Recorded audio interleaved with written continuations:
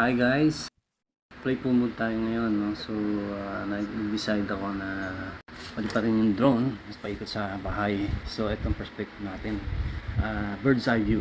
Okay, so imagine natin lumilipad ng ating drone sa loob ng paligid ng bahay at nearby neighborhood. Okay, so medyo maganda yung lugar, mahalaman, at saka malakas ang hangin. So anyway, ang idea here is para magkaroon lang tayo ng coordinates, no? Para ma-imagine natin how it looks pag nandito ka sa vicinity na to. Grabe ang init, no? So this was a time na gustong kumilos-kilos. So I thought maglalaro ko muna itong DJI Neo and then fly over the house vicinity. Ayan, para lang malibang tayo. And here makikita nyo naman ang kagandahan ng bundok.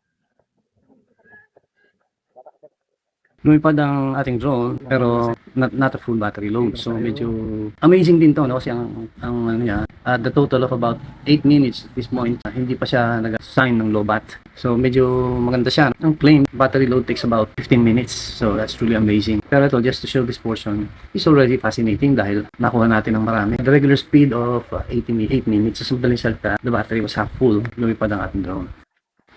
Yeah, from this aspect, nakita natin yung paligid, no, sa itaas. At ito a little down below.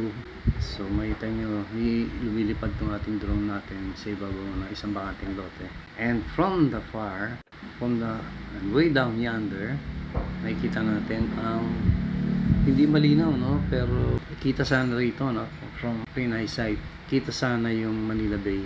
So inaal lang natin. Wow! Kaya dahil sa glare, hindi nakikita yung dagat at tabunan. So mag-attempt tayo ngayon na pumasok dito sa masikip na portion, no, sisilip sa ating bubungan, papasok between the fence. Mind you, medyo tricky to, no, kasi may sensor yung ating drone. Pag masyado siyang lumapit sa ilalim, no, pag masyado siyang nalapit sa fence, masisense na yung distansya niya sa float, sa ground, no, flight distance siya, at may tendency siyang bumaba automatically. Okay, so medyo sumigaw na yung rito, yung ating drone, low battery. So magla-landing na siya. But anyway, inilabang ko. And ayan, nakabalik muna tayo bago siya naubusan ng battery. So that was playful, and I thought nalibang ako kasi ang hirap kumilos dito habang ganito kainit. On a summer's afternoon.